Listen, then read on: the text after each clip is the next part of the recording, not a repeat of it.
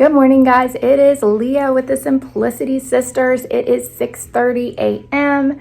at my house. I am ready for work an hour early, and I just wanted to jump on quick to start our next video, which is going to be on the topic of excuses or roadblocks that stop your progress when you are trying to minimalize or declutter. So things that you maybe think that might slow you down, or reasons that stop you from your goal of minimalizing. I really want you guys to get your home into the place that you want it to be. I want you to be happy in your home and comfortable and able to clean easily. That's my goal for myself, and that's my goal for you guys. So I thought we would talk about some of the things that slow you down or keep you from your goal of minimalism. So I talked to some of my friends online, and I just thought back to some of the things that have gone through my mind, and we're going to talk about some of those.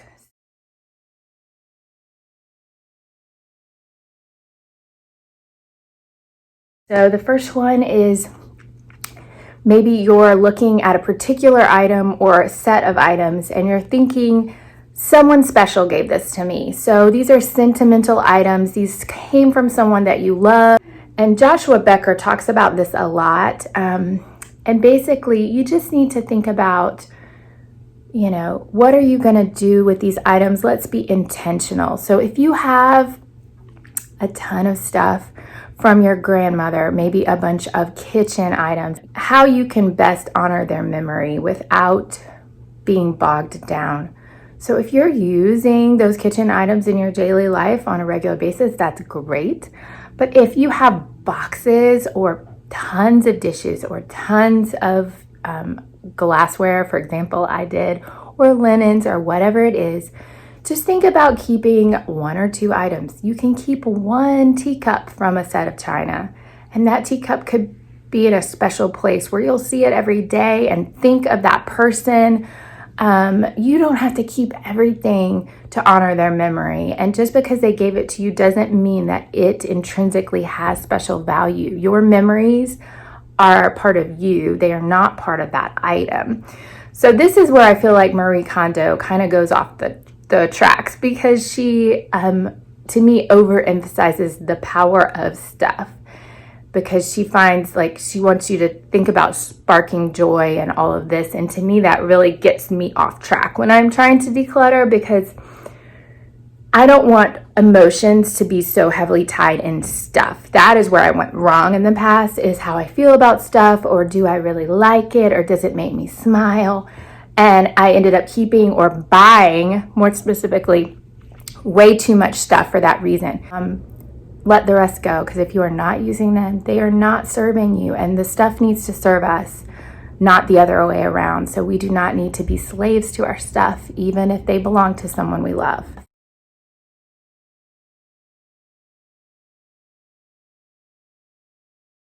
One is, I don't have time to declutter. You guys, I get it. I don't have time to declutter either, but what I realized, the long game is that if I don't declutter, everything else in my life is taking more time. It is stealing my time. Stuff steals your time. It needs maintenance. It needs repairs. It needs cleaning. It needs replacement. All of these things add up to a ton of time in our lives. So if you feel like you don't have time to declutter, I hear you, but it's kind of like self-care. If you do not take the time to declutter and to maintain your living space, that stuff is going to take that time back from you in another way, because you are going to be wasting time with the lack of decluttering. Remember the phrase, decluttering is like procrastination. Those items that have not been let go of, that need to be let go of, it's just something in the back of your head, it needs to happen, and you're just procrastinating it if you continue to let it stay as clutter in your home. So if you don't have time, there are a lot of things that you can do to help work it into your life. I have a Facebook group called Chasing Simple, and every day we have small declutter challenges throughout the year. So we help you kind of stay on top of it without putting in a ton of time or a ton of overwhelming thoughts. So you can go little by little every day and work on that decluttering. And I will link that group in the description. Feel free to join us there.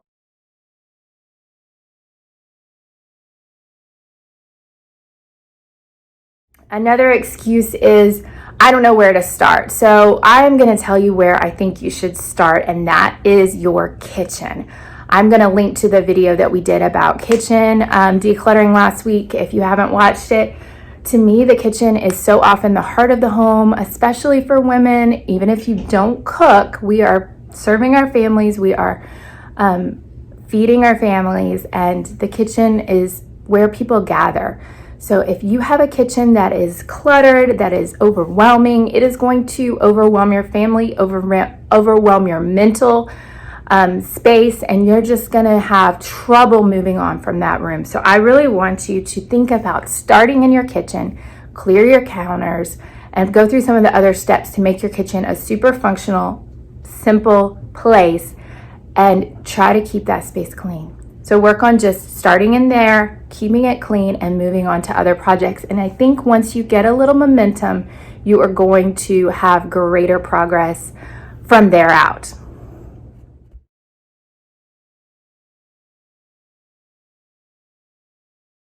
Another challenge can be, what if I need this item later? This is a really common one. We all think this way because we want to be prepared. We want to have what we need in the future. But I think a couple things that you can ask yourself that might help are, what if I never need this and I just hang on to it for no reason? And I'm doing that with so many items that my home becomes a storage unit rather than a living space. And that's what happens for so many people. They hang on to things, and then even in the event that they need them or want to use them, maybe they can't find them, or when they do find them, they're obsolete, unusable, rusty, dusty, and just not as effective as they would have been if they had been used in their prime. So my suggestion is to just donate that item. If you're just unsure whether you are going to truly need it again, think about, what's the worst case scenario if I don't have this item? Can I find something else that will serve the same purpose? Can I do the same task in a slightly less convenient way? Can I borrow the item if it truly comes down to it that I need it?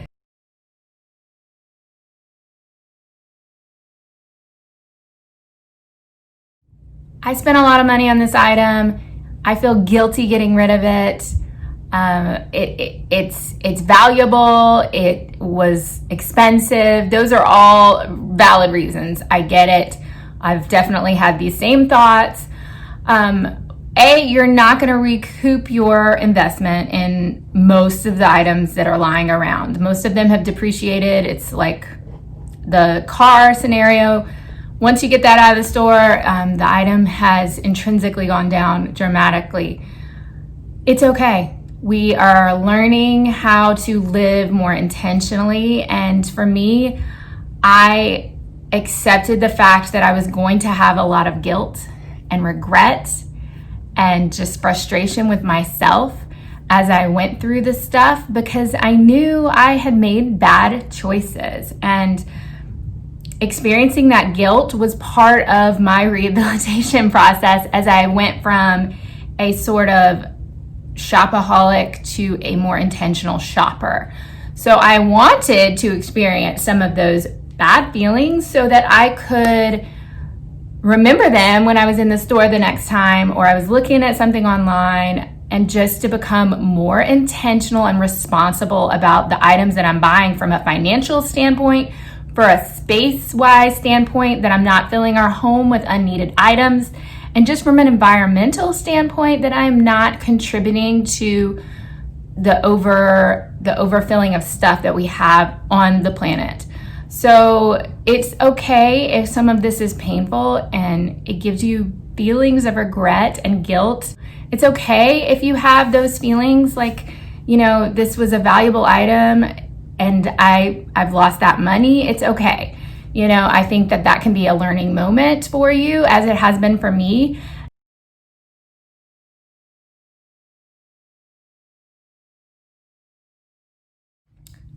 so-and-so gave this to me. So a lot of people struggle with gifts. Many people have loving relatives or friends that give them items, especially for their kids, and they just feel bad letting go of them.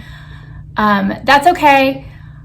I understand. For me, I do think that gifts is one of my sort of love languages, and I do appreciate and enjoy buying gifts for other people. So this is something that I do struggle with somewhat because I enjoy giving people gifts. So if you are someone who is lucky enough to be on the receiving end of generous givers, I would just say don't become enslaved to those items. Remember that they gave it to you with an open heart, and you can take them with an open heart and be grateful, but not be married to the fact that you have to keep those forever. So it doesn't have to be a permanent gift that lives forever in your home. Just because something was given doesn't mean it has to be kept permanently.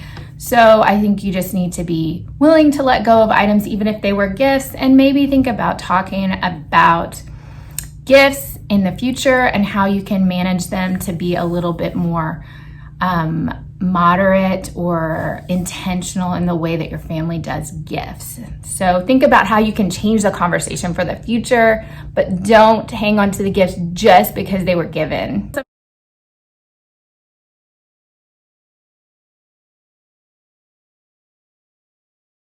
I can never do it. I think especially when you're a parent and you have multiple people in your lives that have their own stuff, and you've got different stages, different phases, different activities, different events, different schooling, work, and eating and serving, and all of these things are happening at once. I think it can become very overwhelming to start the declutter process.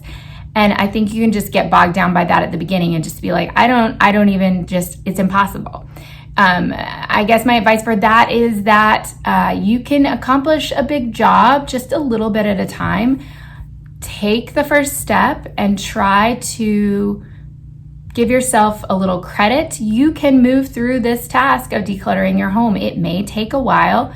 I think a lot of people get tied up with Marie Kondo's ideas of just doing it all very quickly. And I just would like to remind you that Marie Kondo is from a very different culture than we are here in America. The homes there are a lot smaller. So, I think it's hard to compare some of our decluttering challenges to what many people in the Asian culture are faced with, because we have typically bigger spaces, and a lot of times we have more generational clutter that was passed down from past generations. So just give yourself some grace and start somewhere. Like I said, I recommend starting in the kitchen, and you can do it, and it doesn't have to be an overnight change. I would try to change your mindset and then start to make the smaller steps so that you can see a change in your environment, and it will happen. Think about what is your biggest excuse or your biggest struggle when it comes to minimalizing your items, and just think through how you can get past it. I hope this video was helpful for you guys. We really appreciate you watching our videos. Please subscribe to our channel, ring the bell so that you can continue to receive notifications, and let us know what content you would like to see in the future. You guys have a great day and happy decluttering.